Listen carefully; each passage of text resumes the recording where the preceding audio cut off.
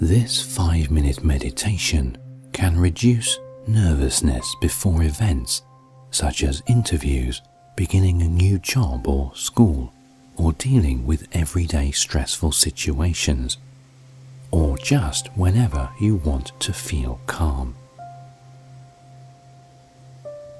To begin, sit on a chair with your feet on the floor. Inhale through your nose to the count of 4, then exhale through your mouth to the count of 2. Do this several times.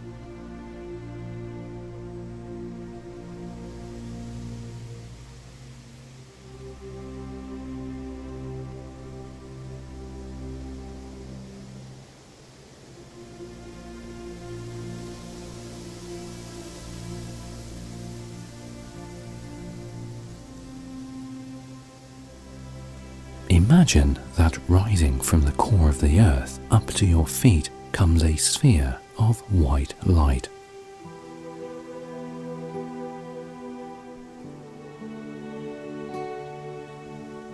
Concentrate on it. Draw it through the soles of your feet. Feel its warmth as it enters your body.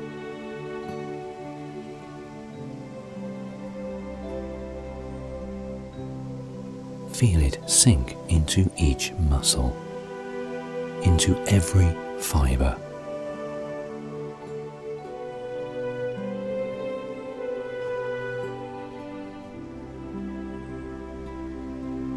Continue to draw it upward through your calves, knees, thighs.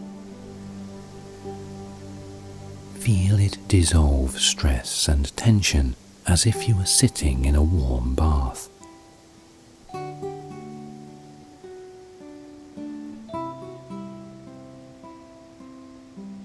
Let it flow on upward to your solar plexus and disperse tightness. Feel it bathe your upper back, your throat. It illuminates your face like sunlight, ridding you of any tension in your head.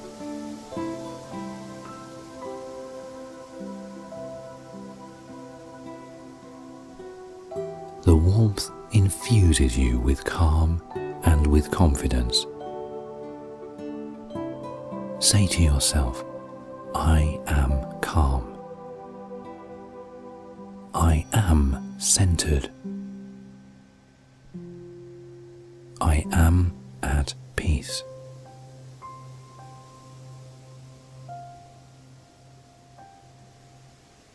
Now imagine the light returning to the area of your solar plexus, the seat of your emotions. From there, it radiates out through your skin, flowing down from your head to your heels and surrounding you with a protective aura.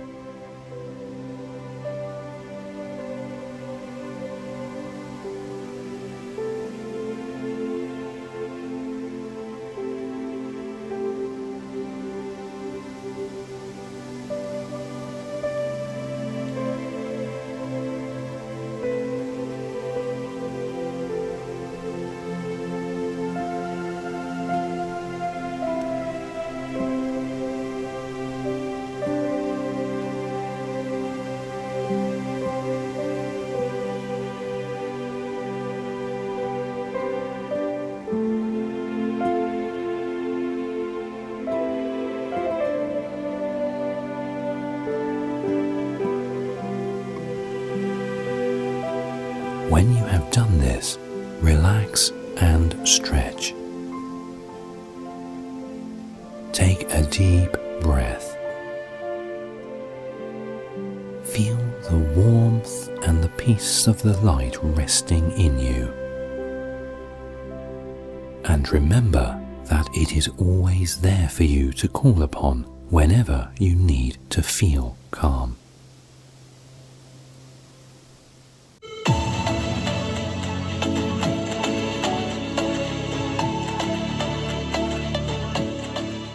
I know I'm a young guy, I eat very healthy, but since my childhood, for some reason, I've been having some health concerns, like a fear of dying, maybe, or maybe... It's worth being afraid of because it is going to happen. I know. So, I don't know, I mean, maybe you can help, like, it's like how to overcome. Sometimes I've been having some pain in my chest or something, you know, like shortness of breath. Well, you heard us talking earlier about how the manifestations come as a result of the vibrational basis. And so it doesn't matter how you came to that vibrational basis. You may have observed things, you may have seen things that frighten you, you may have heard other people talking about them. It doesn't matter how you came to this vibration, but this vibrational pattern then will just keep yielding to you more things that match it. But you cannot continue to beat the drum of unwanted things and expect to feel any better.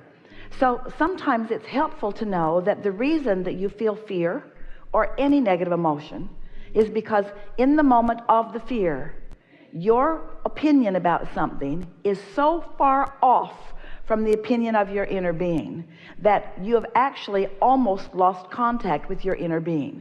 And the more contact you lose with your inner being, those are much too powerful of words, because your inner being never stops focusing on you. It doesn't matter how strong a signal the broadcasting tower is sending. If you turn your receiver off, then the broadcasting tower may as well not even be sending a signal out. So you can pinch yourself off from that. When you say these are things that you've been worried about for a long time, you've got some momentum going about them, but it always means that your inner being is not in agreement.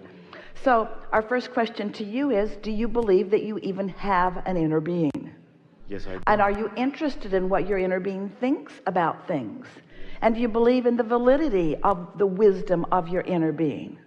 And so if your inner being was standing in a room with you, as your inner being always is, and you said, I'm worried about my physical body, and your inner being said, we are not worried about your physical body, and you say, well, inner being, you're not here with my physical body in the way that I am, and your inner being would say, yes, we are in every cell of your being. We are completely aware of everything that's going on with you. We know the request that every cell is making. Every cell that makes a request, a signal is given, and you say, well, I'm really not aware of that, and your inner being would say, we know that you're not aware of that. That's why you think things that block the signal. And you say, well, I don't feel so good, and your inner being would say, we know you don't feel so good because you're blocking the signal. So even though your cells are asking and we're sending something that would bring you a replenishing experience, you're not letting the replenishing experience in because you're blocking it. And you say, I know, but the reason I'm blocking it is because I don't feel good. And your inner being would say, exactly, that's what's happening. We know that you're not feeling good and that's the reason that you're blocking it, but you've got to stop blocking it. And you say, well, I can't stop blocking it because I'm worried and I don't feel good. And your inner being is saying, unless you are allowing yourself to find a feeling that is apart from the physical evidence, then the physical evidence can never change. And you say, but wait, if you would just give me different physical evidence, then I would feel better. And your inner being would say, that's not the way that it works. Everything comes in response to, the record is broken, everything comes in response to what you are broadcasting. Everything. Yeah. You just cannot get around it. And so we really are wanting to say to you that the facing of reality and the recapping of reality and the repeating of reality and the discussing of reality and the telling of things that you are currently experiencing that are not the way you want them to be will keep you from ever experiencing what you want. What you think and how you feel and what you speak matters a lot. My family has been labeled with what they call a so-called genetic disease, early onset Alzheimer's. And I heard one of the tapes a while back where you did talk a little bit about genetic diseases, as far as there's really no such thing as genetic diseases, but it's the fact that people are observing it in their family and people are talking about it. This is the perfect conversation to have on the heels of conditional living. Yeah. Because as people focus upon a condition and practice the vibration of the condition, then it's logical that they would have a similar experience. Right. And it really makes a strong case for being unconditional, doesn't it? Yes, it does. Yeah, because I've seen it with family members, and I'm doing the best that I can, too, to keep myself without thinking about it, but we get bombarded. Here's the thing. Yeah. something that big and that frequent and that pressing and that important, if you haven't done the vibrational work first, focusing on that condition's going to get you. In other words, and you can feel it's getting you by the discomfort you feel when you focus there. So think about what the feeling of discomfort is really about. When someone says to you, it's heredity, or when someone says to you, it's in our genetics, or when you're focused upon someone who is having the experience of it, and you feel that discomfort, what does that discord mean? What's it telling you? The source isn't agreeing with what I'm thinking. Yeah. So let's take that sentence and let's make it really matter. Great. Family member, conditional. Source, unconditional. Obvious? Source is pretty unconditional. Emotion, unconditional. Disease, conditional. So, not cleaning up your vibration, practicing a solid, unconditional foundation on things that don't challenge you is necessary first. Because if you start with things that are challenging you, you won't make it. Because the momentum is so strong. You got to become unconditional and know that you're unconditional in other things first. So pick something easier. Okay, yeah, because when I witnessed my mother going through it and all this stuff, and my sister has it now. Witness is a really strong word, isn't it? Witness and condition are same words. Witness, looking right at what is, looking right at what is. And humans, you're used to doing it. And why not? There's so much to see. There's so much to behold. Some of it wanted and some of it not wanted. But when you do the vibrational work first, now the impulse to see, and the ability to see. Have you ever had the experience?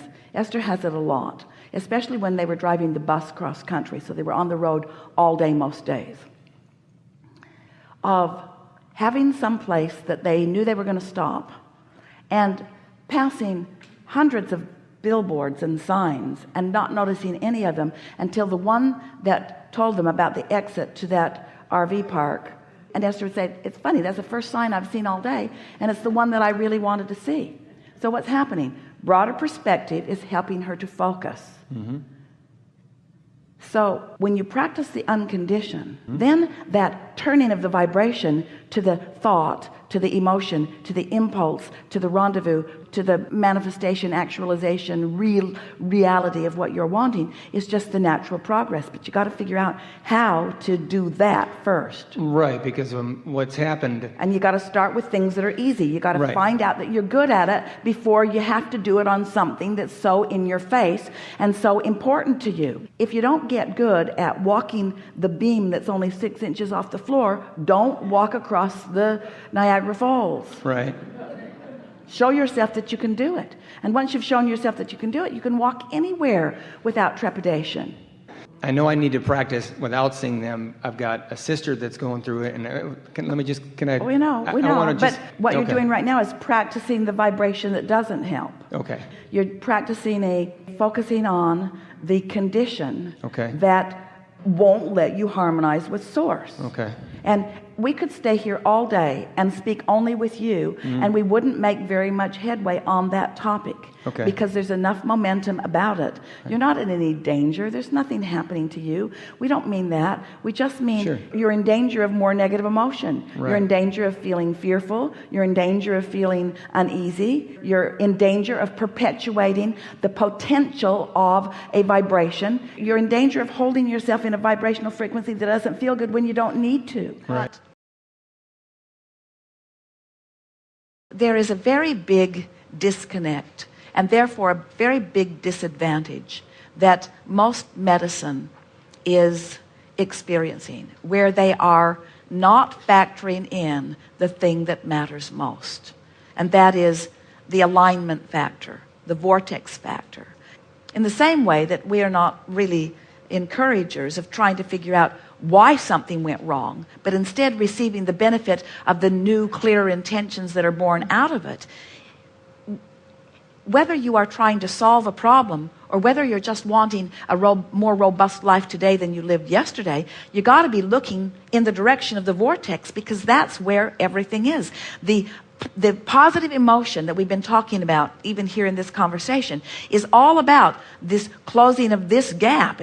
And looking for causation is widening that gap every time.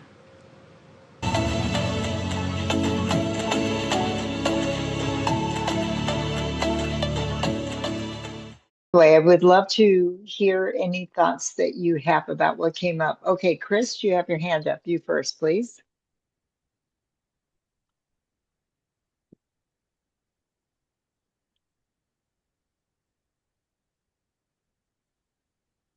There we are. There you go. Yeah. What really resonated with me was it's that what you think, what you feel, and what you say, that determines how it's going to be. And sometimes I forget about the what you say and how important that is. And I know I like it if my friends will correct me, but what you say, it's true, no matter what it is for you. So that really made me, it was a good thing. Did that work? Do you hear me? I heard you. Oh, okay. I'm sorry, I was muted again. I try to mute when anybody is speaking and then I forget to put it back on. But Abraham reminds us it's actually not what we're saying, but it's the vibration that the universe picks up on, right? And so you're vibrating, oh, don't let this happen to me, or oh my gosh, I got a pain, there's something really wrong. And then as soon as that's out there, it's like, damn, you want something wrong? Well, here's some more pain, right? The attention to it is difficult. It's tricky for us, isn't it? Because we are human, aren't we? But we're mostly non-human. We're mostly non-physical. That's what I find so interesting. I just forget that part sometimes. Thank you, Chris. Appreciate it. Georgia Peach, what about you? Well, this kind of reminds me, in 2000, I had breast cancer. And when I got diagnosed, I was really in fear of it. And at the Unity Church I was going to, they did an angel walk for me. And that when I went through that, where all these people are lined up saying in my ear, you're going to be fine, you're going to be this, we're with you, blah, blah, blah, blah, blah. That went on for like 20 minutes. The next day I woke up and I was no longer in fear. That's how powerful that angel walk was. And I still didn't know what the outcome was going to be for like 8 or 9 months back then, but I just wasn't in fear about it. I knew I was surrounded by angels. Okay. So in 2022, I was diagnosed with breast cancer in my other breast. And I was never in fear about it from the time they even told me about it. I still had those feelings of those angels surrounding me. So to me, what I was doing was going along with my inner self and not even realizing it at the time. Do you know what I mean? I do. So that just really reminds me of that whole thing. Yeah, what a beautiful story. What a beautiful thing that they did for you, because it reminded you and put you at total peace. And it stuck with you. Yeah, 22 years later. Right. Yeah, isn't that amazing? Yeah. I love it. Thank you for sharing that. It's beautiful. Carol, you. Hi, Georgia, thank you for that. That was really lovely, and I needed to hear that. And Ramona, do you really have a degree in entomology? No, I do not. No, Fatimata and Jordan there. That's our special daughter, Fatimata, and she does. Let me tell you, she's one smart cookie. Me, no. Oh, wow, that's so fascinating. In relation to what we just saw, I had two extreme responses. One was, how dare she not be medical? How dare she She not take the statistics that are right in front of her into greatest consideration. And then the more I listened, I said, we need both. And then we need to know how to get on top of it. And this is what we do not learn except for coming to places like this. Oh, isn't that the truth? Right? Okay, that's The truth. cool. Now, Chong, you know, Yeah. thank you. I really needed it because it's equally valid. Yes. Thank you for telling me that. That was great. Thank because you. that's My blessing. very real. Very real. Okay, for Fatima Jordan, can't wait to hear what you have to say.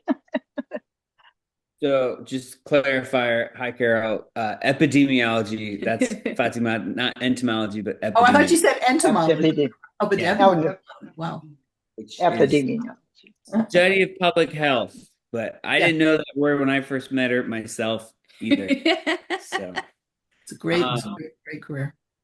what I love about, I have this quote sometimes because Fatimata's like, you need to go get a checkup at the doctor. So I'm like, if you don't go, you don't know. It's not. Oh, sorry. Whoa. Jordan, just a second. I don't know what just happened. What We good? happened? Here we go. Yes. Okay. So Fatimata's like, doctor. And I always joke with her, I'm like, if you don't go, you don't know. And then it doesn't exist. And it's not a problem. But when I used to work with Craig Shoemaker, the comedian, he did have this like program kind of that he developed, and he kind of curated it because he's like, laughter. Everybody says laughter is the best medicine, but then why aren't we prescribing it? And he really worked. He had a couple of friends who had cancer, and his prescription with them was just like watch as much comedy as you can and put yourself in a state of laughter and joy and have fun with it. And there was he had two anecdotes of friends that had cancer that really took that on, and then they were like healed of they're cured of their cancer, healed of their cancer, and they went on to live like very long, healthy lives. But he really developed and curated a whole program essentially around laughter and gratitude for dealing with kind of adverse conditions, and it was really inspiring to hear. And I think hearing her talk about that really reminded me of that. That was my input. Oh, great. Fatima, did you want to say something? Yeah, sure. So hi, I knew you would, honey. Oh, it's a great conversation so far. And yes, I am the epidemiologist. And what I love about this is also because, I am,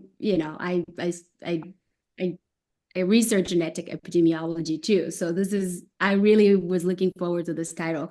I'm into this conversation tonight. And the good thing about us and human beings and how we live our life is you can't get it wrong. And there is no wrong way. So if you don't, what was it your quote you said? If you don't go, you don't know. If you don't go, you don't know. If that brings you joy, great, right? And if you go and you know, and that also brings you peace and like clarity, that's also great, right? So it's not about what we do. It's about, what is it that it brings forth?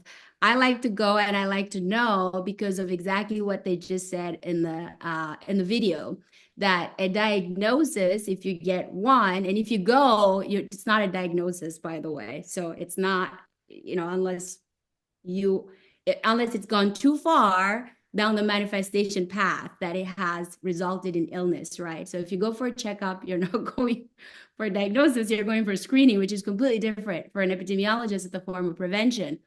And what I like about it is they say when you figure it out, it's a step one moment, which is always fun. Right. So if you ever care enough your health to check in and see how you're doing, and, like for those of us that empowers us and brings us clarity, whatever I get, like, throughout the year, this is how I'm doing. I'm never worried or concerned about, well, why am I doing this way this year? Or what happened? Or what's the cause of that? That's what I loved about the video. Abraham saying, do not be concerned about this. If there's something there that's great and it's flowing and it's in alignment, awesome. If there's something there telling me, kind of like the manifestation phase, pay attention to this because there's something in the manifestation path that is on its way towards something that I don't want. It's a step one moment, because then I get to actually have more clarity about what is it that I want about my health and my well-being. And then I can focus on that. And then I'm empowered, and then I can actually manifest that which I want in terms of my health and my wholeness. And I think that's the beauty of it. And I have to say, for me as an epidemiologist and a scholar of Abraham, it's so nice to see how they don't contradict each other. Like that which I do and that which I practice and that which they share is actually not contradictory at all. And this is why I really liked what Carol just said about the whole statistics. And then like hearing this, it's bringing it into whole. So there's another thing that I did get out of the video that I liked was when they talked about, right, in Abraham language, the idea of our cells and our bodies are always, you know, like for alignment and always seeking alignment. We even have a medical term for it, right? I would call it homeostasis, right? So it's like, it's always in the state of homeostasis, no argument whatsoever. And that's what's beautiful and fascinating for maybe the scientists like myself is I don't even have to question or doubt that, because I see it every single time when I look at it. The body, the cells, that which we are, like it's always, it doesn't matter. Every minute of every moment of every day, it's always going for balance. It's always seeking for that balance and that well-being.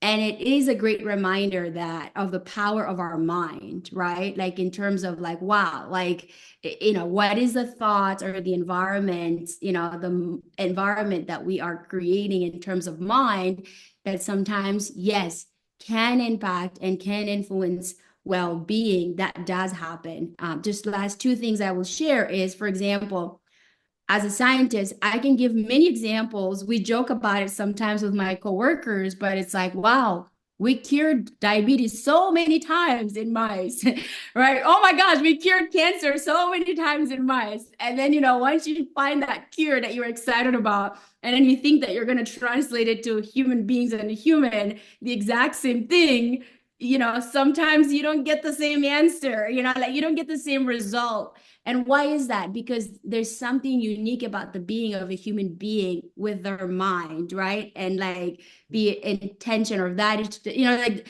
you don't have that necessarily on like, you know, like a rice or a mouse, maybe, because they just may have a vibration of like, yes, or like a vibration of like alignment, like the beast, the being of our planet. Abraham talks about like, it's a lot easier for them to find, so to speak, like just alignment. But sometimes we can get in our own way in terms of how we think, or like what we say, or like where our vibration has been. That is one of the biggest puzzle. And I think that's the last thing I'll say in complete. That's why I appreciated about what Ramona said. Again, when, you know, she said that, and it was said in the video, is it's not even the words sometimes, it's what do those words mean and what do those words evoke in terms of vibration and in terms of feeling for us. Like I've noticed, and if there's anything I would love to participate and be a contribution in our society today, is I noticed that there's a gap between when I speak to my colleague, for example, when we're talking about, you know, Georgia was talking about it, breast cancer, for example, or like Alzheimer's disease, we may be using certain words, but our vibration and how we feel about it is very solution focused, right? In the moment, like we're just like, you know, we're talking about it. We're not afraid, like Georgia said. Like I'm actually not afraid to study diabetes or like cancer. There's no fear because I feel very friendly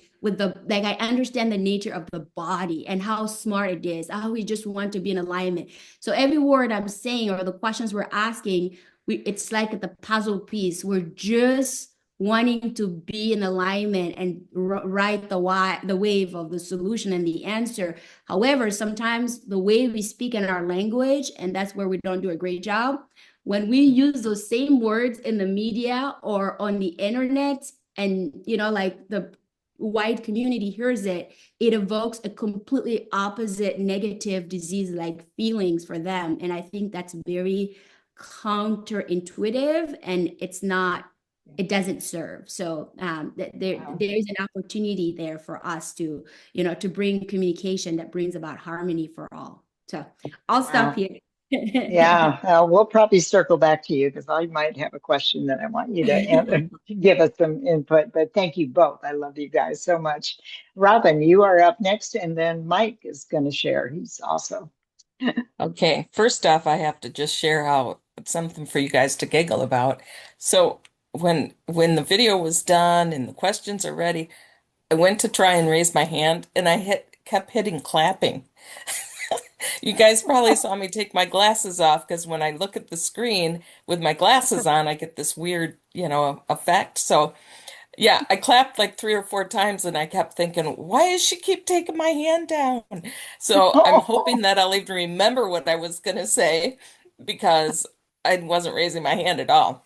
But anyway, the video, first off, just reminded me so much of all the videos that we've watched about what is itis. If you're new, maybe Leanne, you could look up what is itis on YouTube with Abraham Hicks, because in short, that's exactly what this guy was doing, is he was focusing on, all this stuff from the family that's happened before and it's happening now, and that's all he could see. And it was interesting because Esther didn't even try and talk him out of his way of thinking because she knew that until he did some kind of change in his focus, he was never going to hear her. But I think what she probably would have said if he was open to it was focus on your health now. You don't have Alzheimer's. You're healthy. You're remembering things. Life is good. That's the thing that we need to remember when there are things in our genetic history or something that we're worried about getting later on. It's not here. It's whatever is happening today is what you need to focus on and look for the best part of that. So The I now, just right? wonder what her conversation would have been if he'd have been a little bit open to hearing it.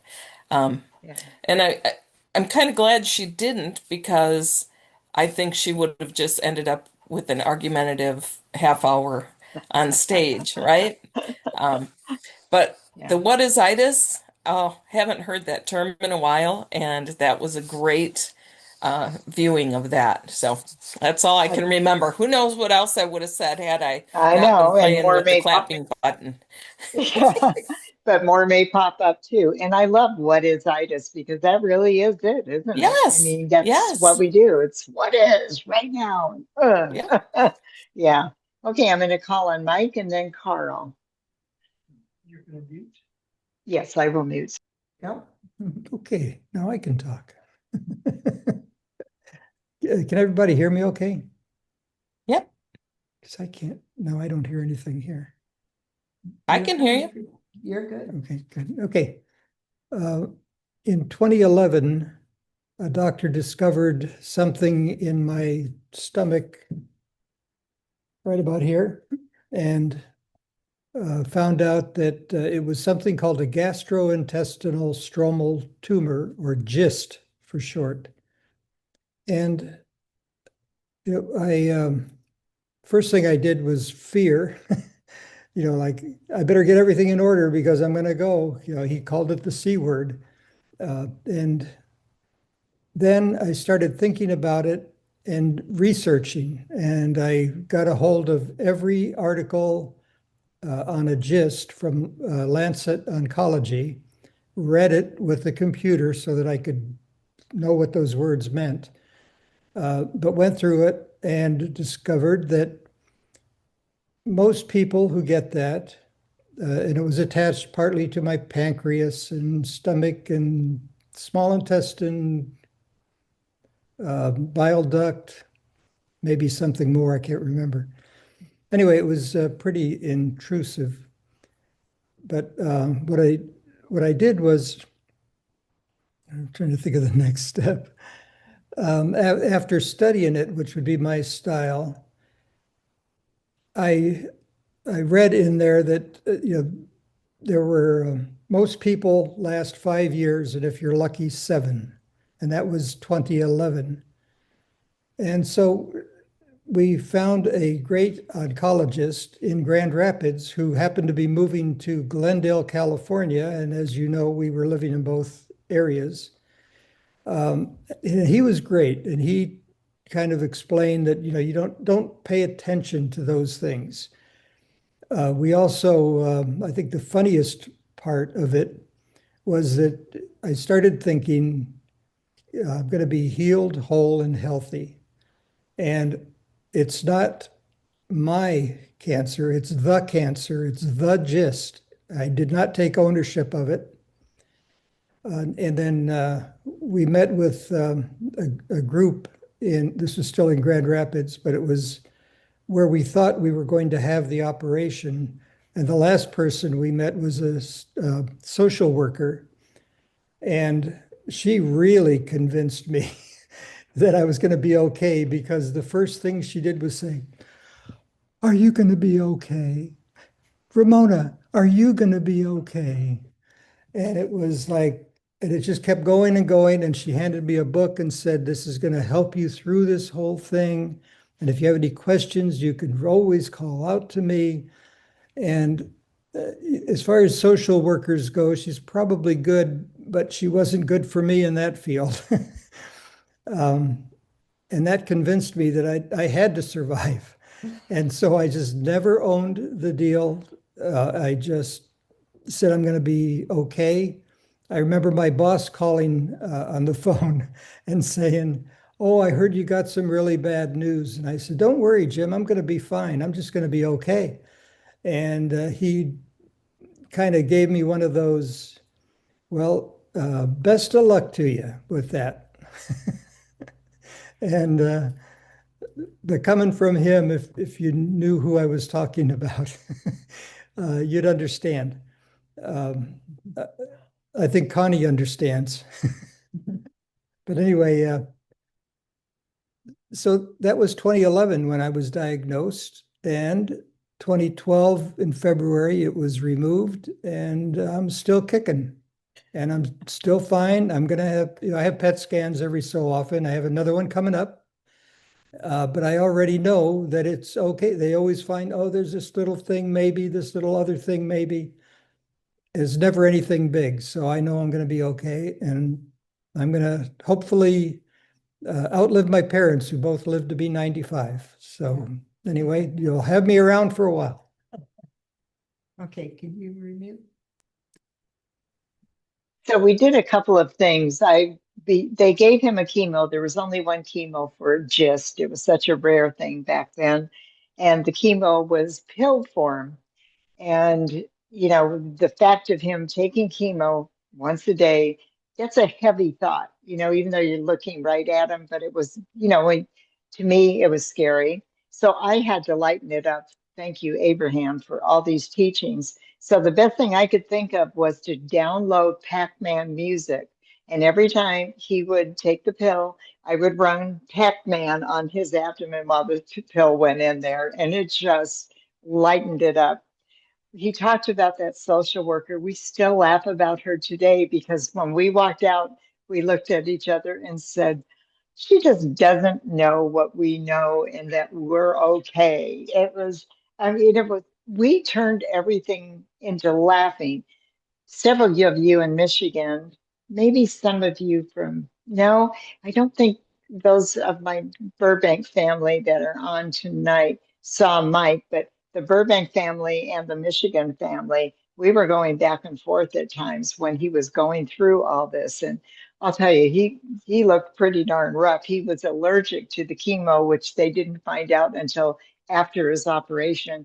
So he not only lost hair, which was not supposed to happen with this, his whole face was swollen and in sores, like looking on it. And it's just, I joked today saying you're past your expiration date, and I'm so happy you're still good. You're still usable, baby. We love you. So it was an interesting time, and you do get through it. Enough about us, though. Carl, you are up next, sir.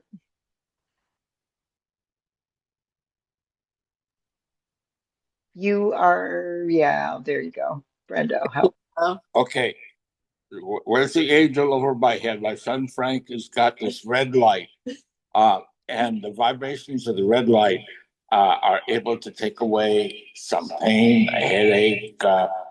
In this case here, I got a pimple on top of my head that is very painful, and the red light kind of calms it down. So it's almost like, how do we stay balanced?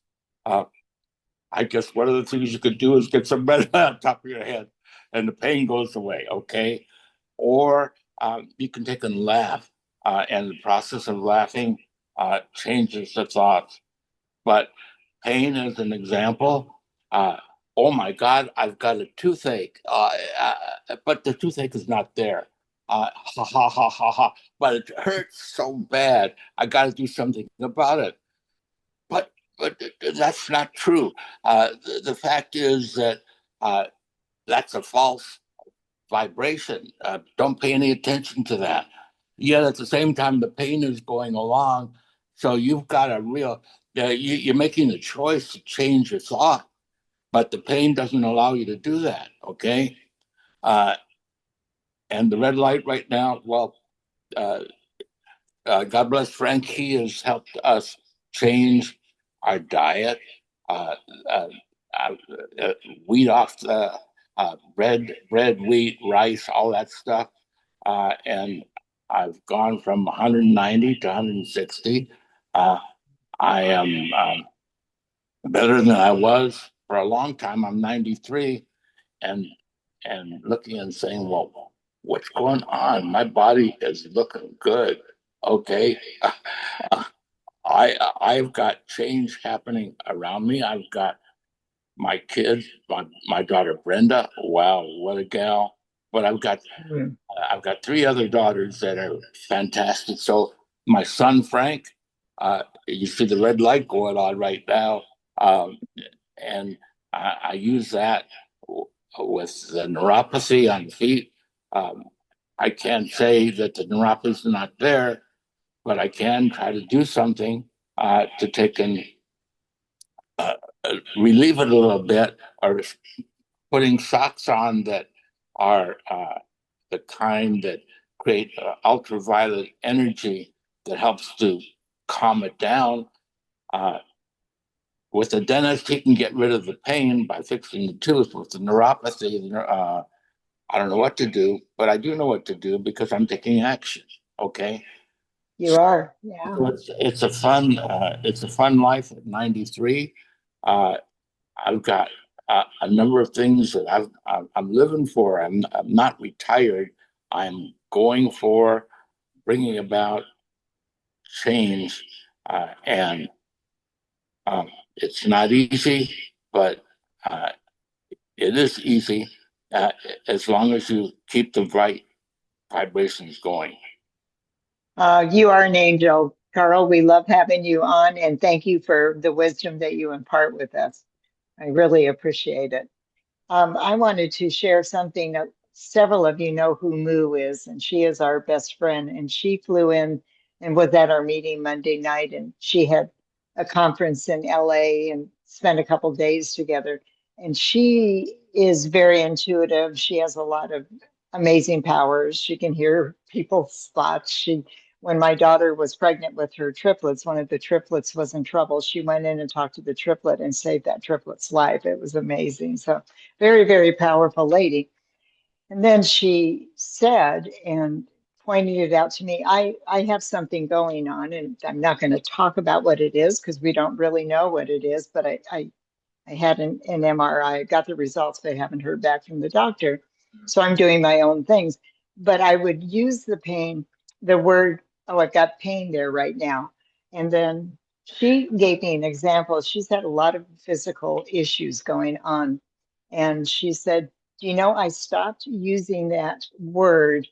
And when she left this morning, and I found myself a couple times thinking, oh, it's hurt. And I stop and say, okay, I acknowledge something going on here, but it's okay. And then that just switched my attention from it, and it eased it up. And I just would go on to something else. I was writing the recumbent this morning. When I got on, I could barely get the my legs to move around. And I started to use the word. It's like, oh, that hurt, hurts. And that was a total different issue than this current thing that I'm going through. So I stopped myself and I said, yeah, you're a little bit stiff and that's okay, but let's keep going. And I'll tell you, within a minute, that thing was just cycling like there was no pain. It was so miraculous to watch the words that we're using and not to use the words that are such triggers, and just to focus it a little bit different. So this stuff is interesting because we are so very powerful. If there's no one else that wants to share, I think we're going to put the exercise up and give you a few minutes to write it out and come back and share, if that's okay with you. Yes? Okay, Mike, I'll turn that over to you.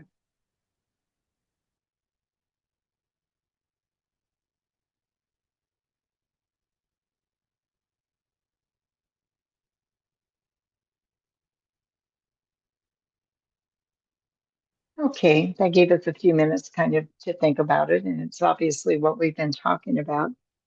Somebody at Monday's meeting brought up a study talking about not genealogy, but things, the genetics, and being afraid because my mother, my daughter, whoever, grandmother had something.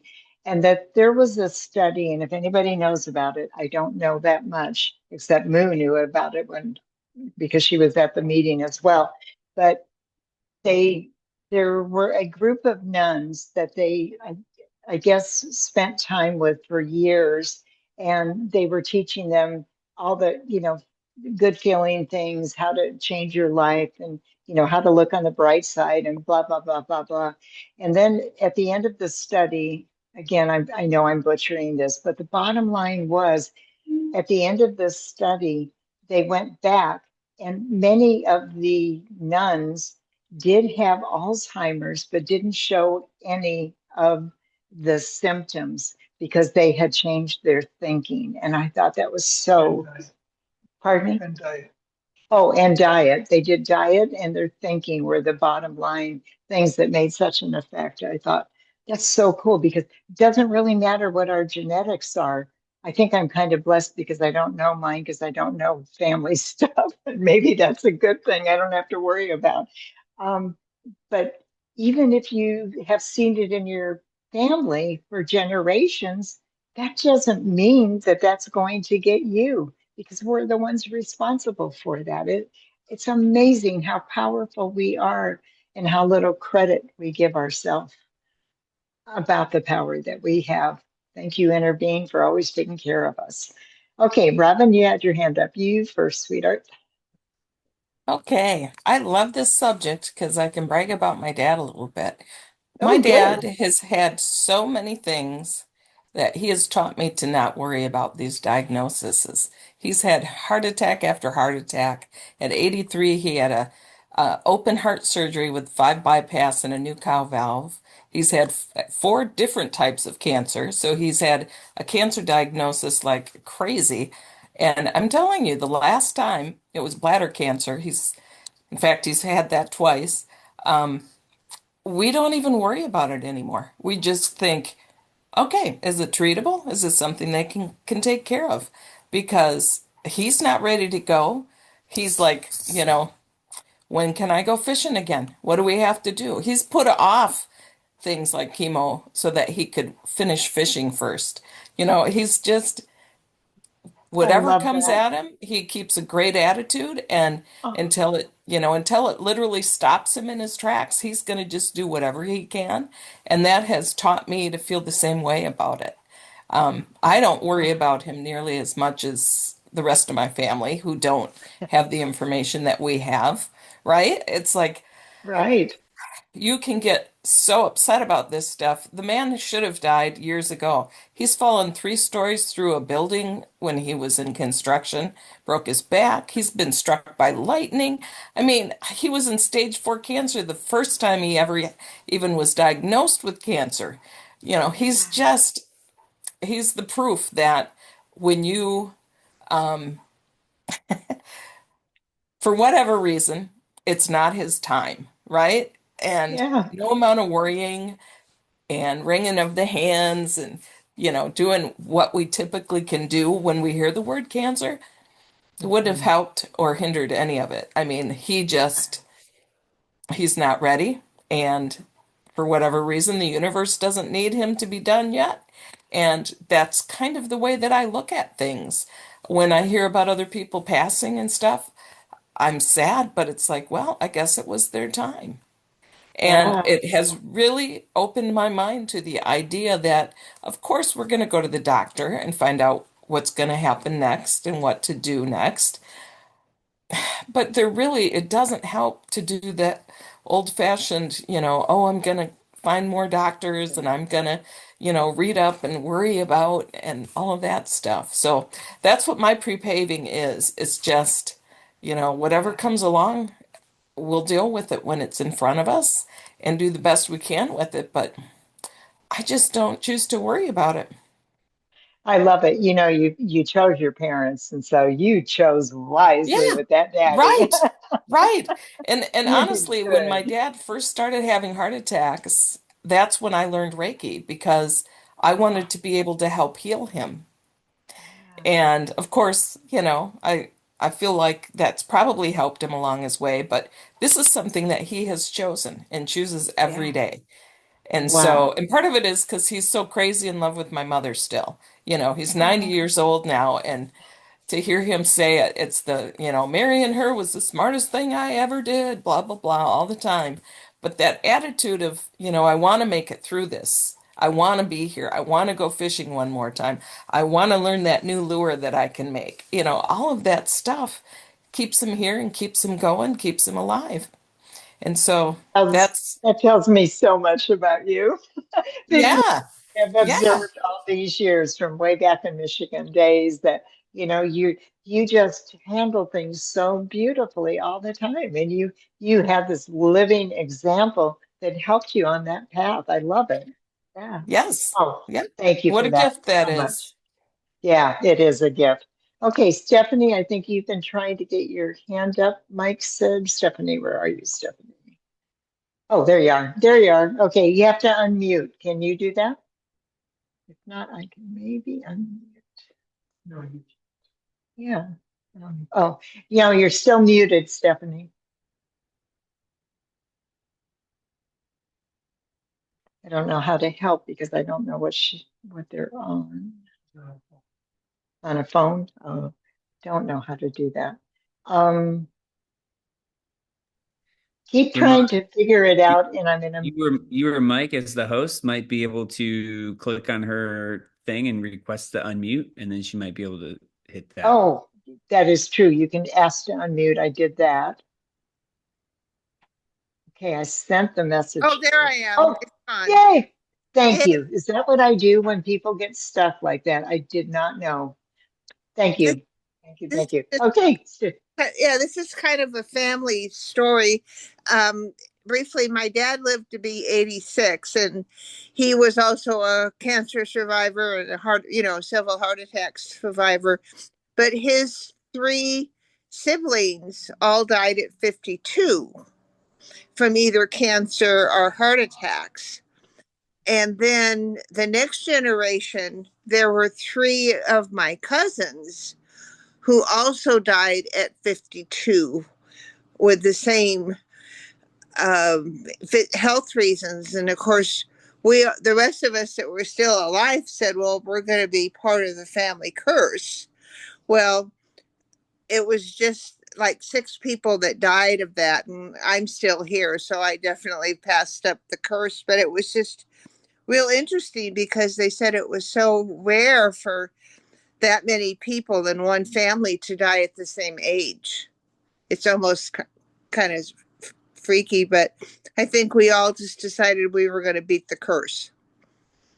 And I don't know if I don't think it was a curse, but that's what other people called it. But it was just always kind of interesting because there were those that said, well, it's not going to happen to me, and it's not going to happen to me. And they all had a positive attitude that it wasn't going to happen to them to die at 52, and it didn't. So I don't know. It's just kind of a weird thing that happened in my father's family. So That's so great because, and I have heard people, families say it's a family curse, it's like, yeah, oh my gosh.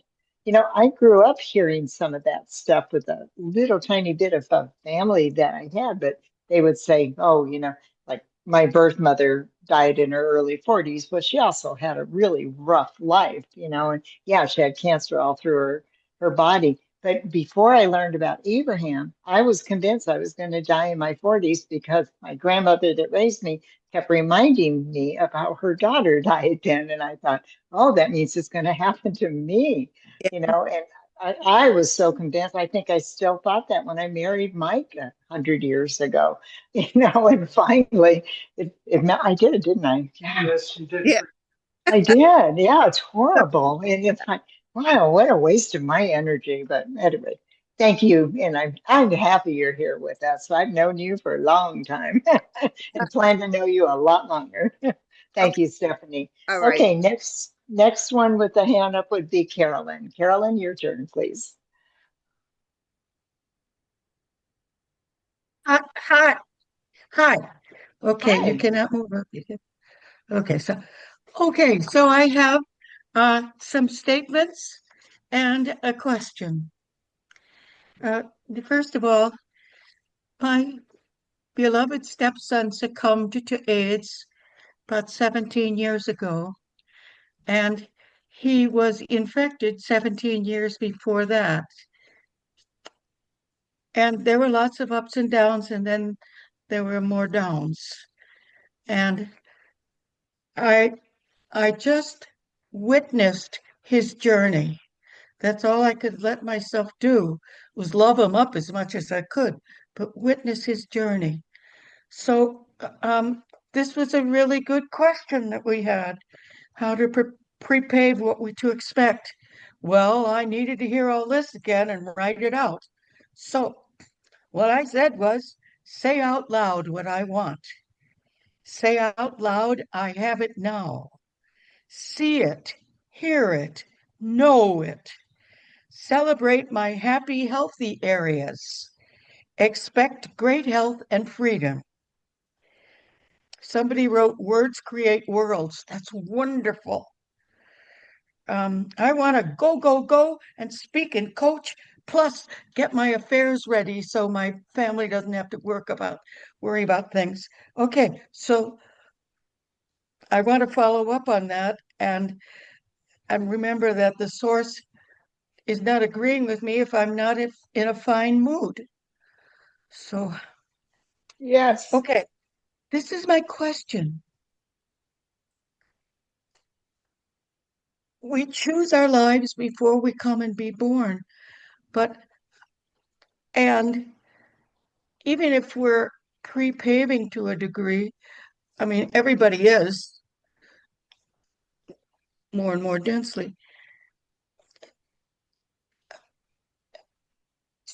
So we've chosen sometimes to, say, have AIDS or to go through that experience. And sometimes I wonder if I've chosen things that are hanging on. And I think, oh my gosh, why did I do it? But I'm supposed to be learning. So do you have anything to say about that?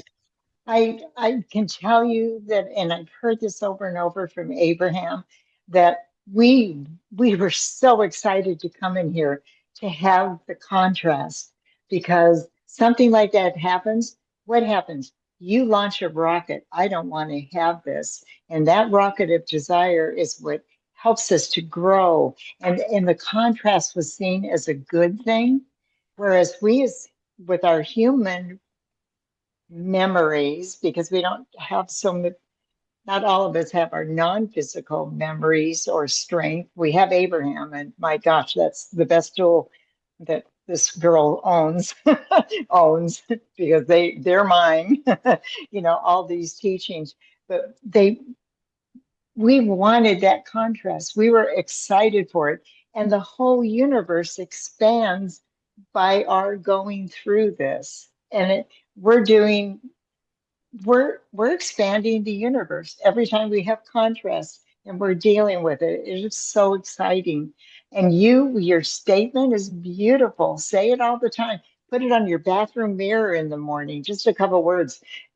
I am healthy, I am strong, I am invincible, and feel it and feel it. If you're an opera singer, sing it to yourself in the morning. It's beautiful. That's what we do. We keep encouraging ourselves because we're pretty freaking amazing. We are these creatures that just couldn't be any better than we are. And every ounce of contrast, and believe me, I've been through them all. They have served me well. Going through one now, and I'm going to get on the other side of it, and I'm going to be so much stronger. So it's good. Does that help you?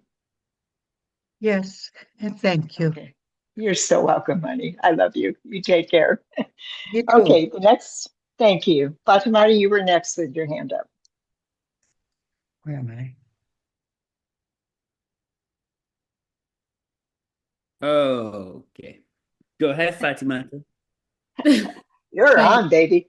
Jordan raised his hand and then he goes, "Go ahead, Fatima." Oh.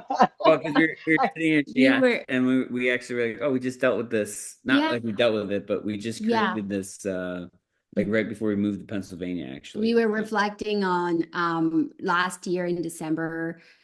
Jordan's uncle had a health situation, and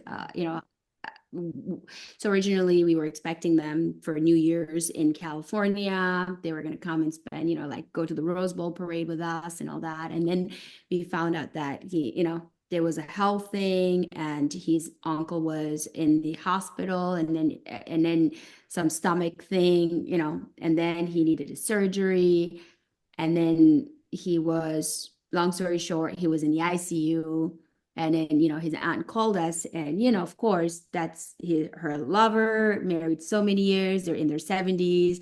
So she's more in the midst of it, right? Like emotional distress and everything, but she was sharing. And Jordan and I were just reflecting on, wow, like this whole time we were there with her, we were present. And then we were also just holding, like, again, back to Georgia, we didn't have fear about it. And then we really just kept holding Uncle John in like wholeness and healing, and just seeing perfect healing and wholeness. And then even as the days passed, we got news that seemed like it was an improvement. Like it was more like it was going, he was in the ICU, and then they said, oh, they cut him open, but he was so inflamed that they couldn't close him back up. And this, he stayed literally cut open for like days in the ICU. And you think, oh, it's getting worse. But what we felt was, the idea of like, wow, like he has never been, his desire, the contrast, what you were just sharing right now, right, with Caroline, the contrast about him launching those rocket of desires for like well-being and just great health and well-being have never been stronger than right now. Like, come on, Uncle John, like you're in the ICU, cut open. Like, it doesn't get any stronger than that, right, in terms of desire for well-being. And then we went to our silent meditation retreat, and Jordan he's a comedian. So it's easy. He will like crack this random joke and be like, whoa, well, okay, well, it's a silent meditation retreat, but we'll talk to you in like 4 days, okay? And I guess Uncle John is doing his own version of a silent meditation retreat right now. I wonder if we're going to talk on the other side, right? Like, so, but we stayed very playful, and he did share with us that it was actually just helpful for her to call us, or for when we called to talk to us, because there was someone that was beholding, like the wholeness and the well-being. We were holding it from like a positive space instead of like a, oh no. Yeah. And we were reading a chapter in A Course in Miracles the other day, and it was kind of talking about hearing somebody and not coming into their understanding of it, but like you can still hear and be with it without having to be like under their experience of it. Right. Yes. Kind of what we were, Yeah. like anytime we would call, we would sort of take a moment to just create our intention before the call. Yeah. Of like love, joy, and healing, and then Yeah. make the phone call and create the space and come from that, instead of like getting Beautiful. Yeah. into their And there's Yeah. no order of difficulty in miracles. Abraham says, for the universe, it's as easy to build a button as it is to build a castle.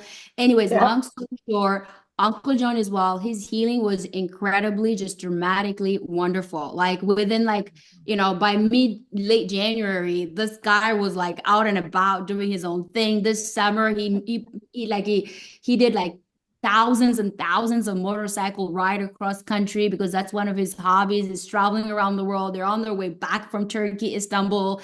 He's living the life. And we keep wondering, we're like, really? Like, it's like, there's no, if you didn't know that episode happened in his life, you wouldn't even know. Like, never know. Yeah. He lift his shirt up and show his scar. He's like, check it out. I love that. Mike used to do that. You want to see my scar? Because they cut them from here all the way down. It's like, look at me. Yeah. It's great.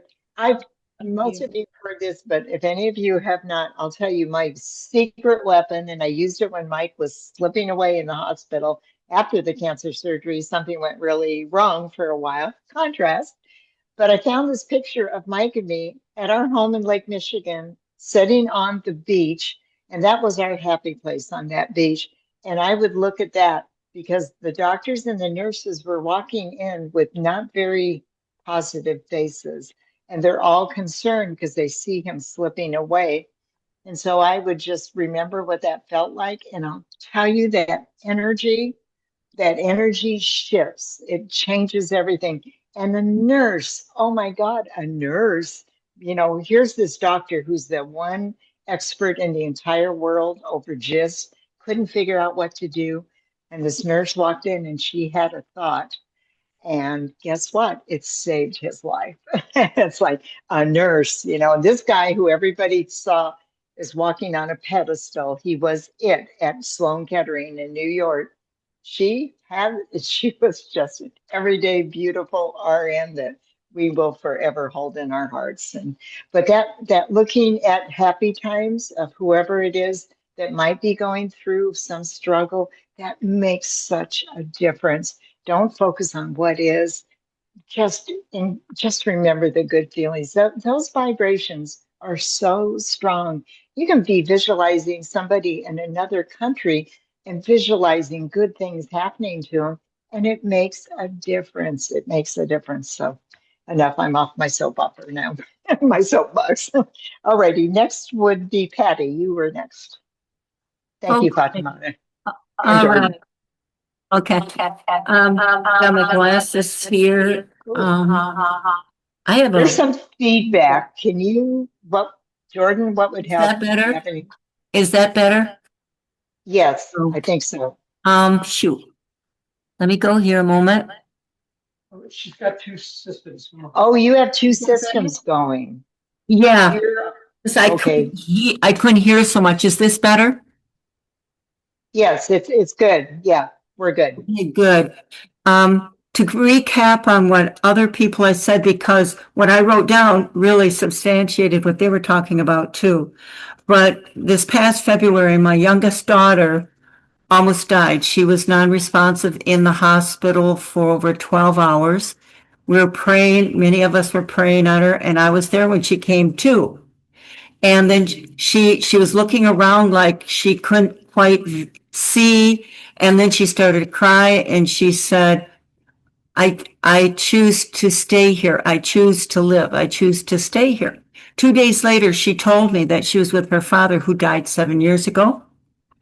And she was ecstatically happy. She was playing. She was so happy to be there. And she said, I asked him, should I stay here or do I go back? What's the right thing to do? And she told me he just smiled and said, either one, it's your choice.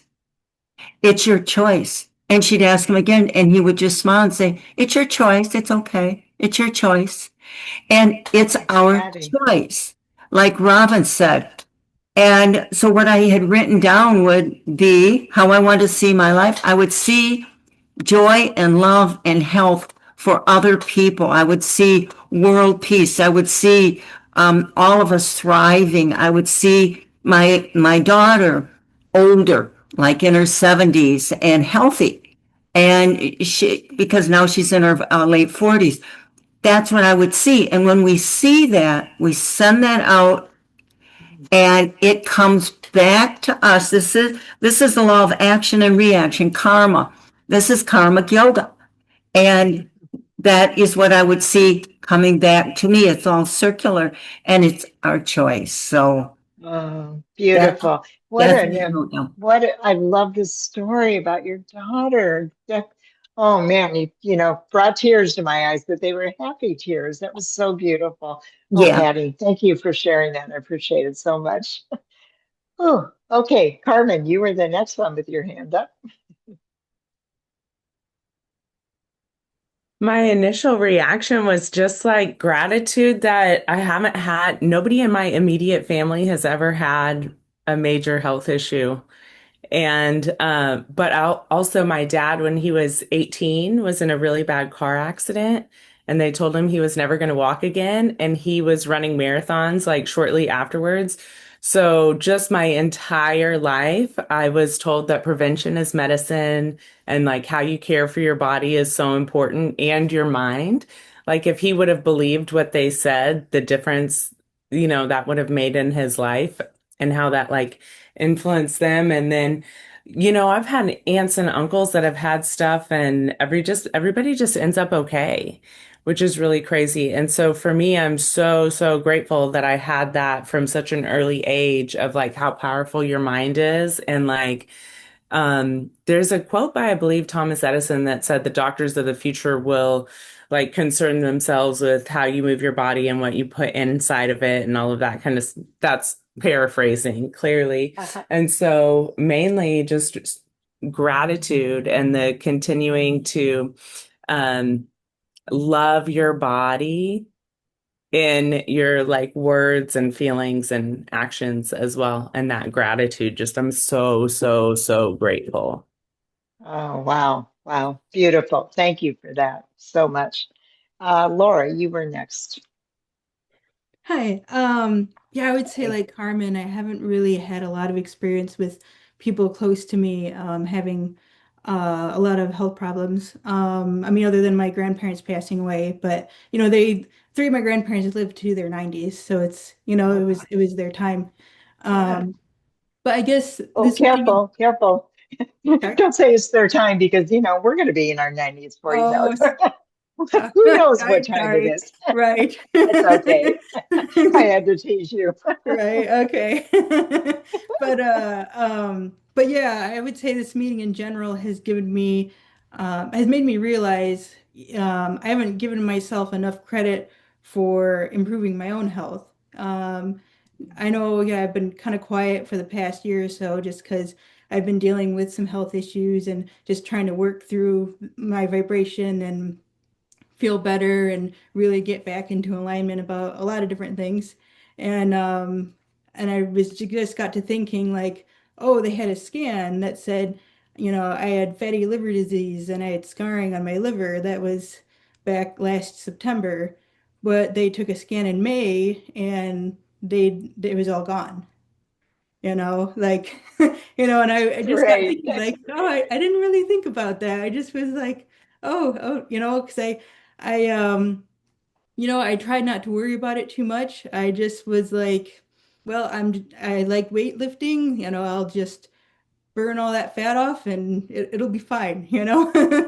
And it was, you know, they took another image and they're like, I don't know, we don't see anything. So she didn't seem to know. And then I had problems with my blood pressure and I recently got off my blood pressure medication. Um, so I was able to fix that issue.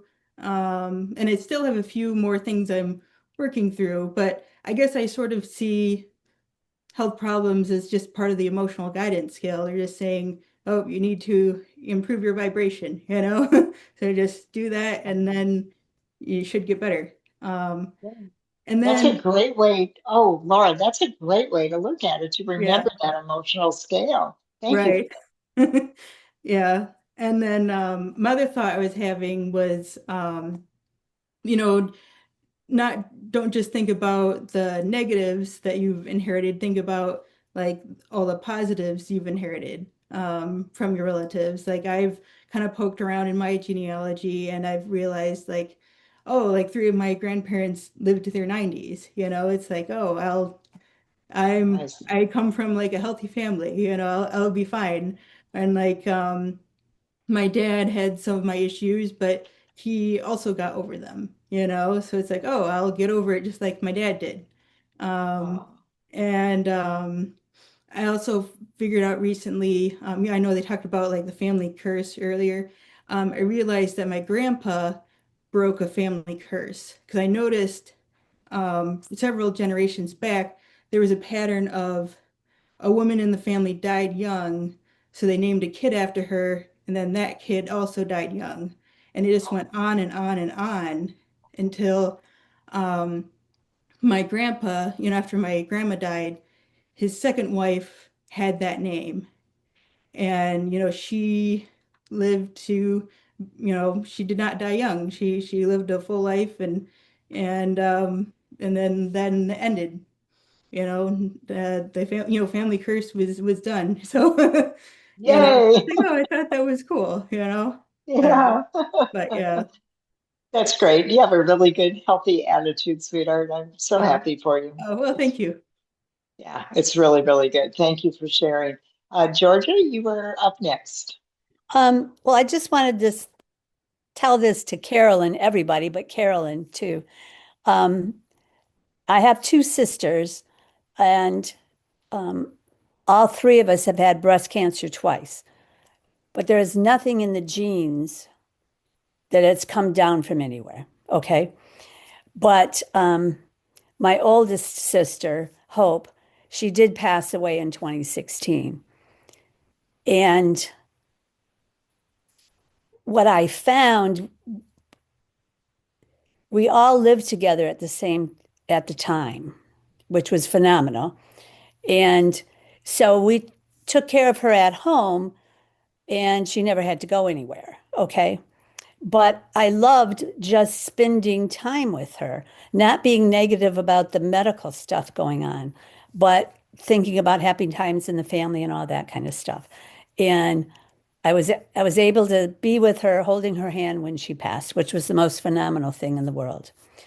Now, a few months later, I called Eddie Connor because I was going through a really hard time with her death.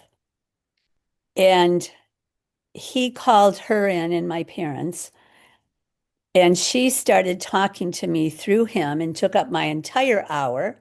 And he even gave me an extra 20 minutes. One of the most phenomenal things she said to me, Carolyn, now that I've been able to look at my entire life and understand every bit of it, it has been phenomenal. And I almost can't wait for that time and when I go to be able to understand some of the stuff. I mean, we can all probably say the same thing. Why did I go through this and this and this? And she was so positive about talking about that I just carry that with me. And so I don't have a fear of being gone. I have that little thing of, oh, then I get to understand that. Right. So I thought that would be something, Carolyn, that would sit well with you and your stepson and everything. She's happy. Yeah. For So, sure, for sure. thanks. Plus, you've got that to carry around with so that when you are going through something, you can remember what she said and she understands. I mean, you will have an understanding. It will be okay. You know, it's just part of our earthly, I guess, experience, right? But Right. what beautiful message. So she took up your whole hour. I love it. She was a strong lady. Yeah, she was. She told me a lot So of fun cool. things. Yeah. Oh, I love it. Thanks. Thank you for sharing. What about some of you others that haven't shared? Yes. Oh, okay. Fatimata or Jordan, not sure. Yes. That was me. I It's did Jordan. it. I did it. Georgia, I really love that, what you just shared so much. And a couple years ago, I had this, I don't want to call it a vision, but I'm always like playing with cool stories or movies or whatever. But one thing that was kind of similar to what you just said was this like vision of a movie where like a young student, whatever, like 19 or something, like is on the verge of like on his deathbed or whatever, and he goes into that otherworldly realm and he's on the red carpet. Everybody's taking photos of him. They go into a movie theater and they actually get to watch like the director's cut of his entire life leading up to that moment. Oh, And wow. it's Yeah. like, oh, here's this moment, and you thought it was going to be this bad thing, and then here's the plot twist, and here's it turns. And everybody in the audience was like, all the people in his life that have been witnesses to his life are the ones watching the movie. So they all get to watch the whole thing together with like the director's cut and the director being like God or source or whatever. And it's just like, and then it comes to like the final moment where he is like wherever he is in the hospital, present tense, and he's like, so what happens next? And it's like back to whoever said it earlier, like you choose. I think it was Patricia, like where her daughter was like, you get to choose. But it kind of like what you just said is so beautiful because there's so many things that come together and you have no idea. And then it's sort of like we get to create like, why are we here? We get to expand the universe and even with their words, it's like, we're here to be a blessing and have fun and bless people and just enjoy and like create a good feeling experience for others. And then like, even that's just an act of service and it's a gift. So yeah, I love what you shared. Thank you. Oh, thank you, Jordan. So good, so good. Thank you both. Okay, Carol, you just raised your hand. Yeah, Your some turn. of these sharings have really meant a lot to me. Thank you. And just since we're dealing in various realms right now, just to throw this in, 3 times this week on TV, I saw Oz Perlman. I don't know if any of you know who he is yet, but mind blowing. It's so much fun. Look him up, Oz, or he's really spelled Oz. He's a mentalist, and it's fascinating. He was on Fox, he was on CNN with Anderson Cooper and one other. And it's just whether it's parlor tricks or not, it's so fun for the soul. So I just wanted to cool. share that. Yeah, thank you, thank you. Wow. Yeah. Does anybody else want to share anything at all? Anna, did you write anything? Did you come up with anything? Oops. Okay. There you go. You're off screen, but there you go. Cut me off guard. Okay. I know, I'm sorry. That's okay. So what I did get out of that video, I guess the word contrast really really hit a spot with me, because when your mind starts to go like negative, that's the contrast, because you don't want to be there. And so you got to come back and you need to be deliberate on having that positive vibration. Like we've all had something minor. I know some have had more major, but and then you think, what is that? But then you acknowledge it and then move on with your positive vibration and then just keep going. And so during COVID, Benedict and I did a lot of studying on meditation and Reiki and law of attraction. That's when we discovered this beautiful group. And so one of the things that the Swami was stressing upon us was not having an attachment, no attachment, and especially when it comes to those negative things. People were talking about, oh, my poor this, or my, and just wallowing and getting into it. And do not attach to it and stay on that positive mindset throughout whatever it is that's affecting your life. And just to continue to be mindful at using positive words and feelings. No worries. That's a fabulous little 2-word statement that I hear when I'm in Australia. No worries, maybe 3, no worries, mate. But I love that. No worries. And what is worry going to get you? More negativity, right? Yeah, exactly. And just appreciating good things, right? There's so many good things to appreciate. It's beautiful. Thank you for sharing. I appreciate it. I don't know if Julie or Carl was first. Julie, I'm going to call on you, and then Carl, you'll be probably our last person. Julie, you're up. Oh, yes. In 2014, my brother was diagnosed with a brain tumor. They did surgery. They didn't get all of it, but then he was on chemo and he did well for 4 years.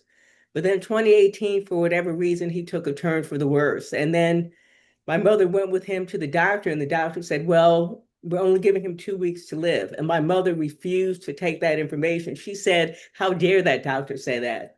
And then we started doing affirmations. Someone gave me healing oil from France, and my mother put the oil on his head. And long story short, he lived 4 more months after that. I mean, we wish he would have made a complete recovery, but he didn't. But at least he lived 4 more months, and the doctors were wrong.